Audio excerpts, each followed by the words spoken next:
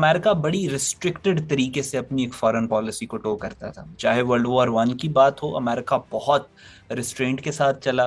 फिर उसके बाद वर्ल्ड वॉर 2 आप देखें, वर्ल्ड वॉर 2 में practically America was a super power उस टाइम के दौरान, लेकिन फिर भी अमेरिका वाज वेरी बहुत रिस्ट्रिक्टेड तरीके से अमेरिका ने उस जंग के अंदर अपनी पार्टिसिपेशन और उस जंग के अंदर अपनी इन्वॉल्वमेंट जो है वो उसको यकीनी बनाया। इसके ऊपर किताबें लिखी हुई हैं, और उस जंग के दौरान भी पूरी दुनिया के अंदर ये बहुत हॉट टॉपिक था। अखबारों के अंदर भी वर्ल्ड वॉर 2 के दौरान ये बातें छपी रही कि अमेरिका कब इस जंग में प्रैक्टिकली इन्वॉल्व होगा, और same goes for world war 1। उसके बाद वर्ल्ड वॉर 2 के बाद एक प्रैक्टिकली दुनिया में एक नया वर्ल्ड ऑर्डर मार्च वजूद में है, जिसको न्यू लिबरल वर्ल्ड ऑर्डर कहते हैं, जिसमें यूएनओ बना, आईएमएफ और इस तरह की ग्लोबल इंस्टीट्यूट्स बनना शुरू हुए, यूएन चार्टर की बातें होना शुरू हुई, सेल्फ डिटर्मिनेशन और ये सारा कुछ, which was backed by capitalism. और कैपिटलिज्म का ओरिजिन क्या था? अमेरिका। सो प्रैक्टिकली अमेरिका का एक पॉलिटिकल मॉडल पूरी दुनिया के अंदर इंप्लीमेंट हुआ। तब भी द वर्ल्ड वॉज बाईपोलर, एक तरफ सोवियत यूनियन था, एक तरफ अमेरिका था। America still was extremely reluctant कहीं पे भी डायरेक्टली जाके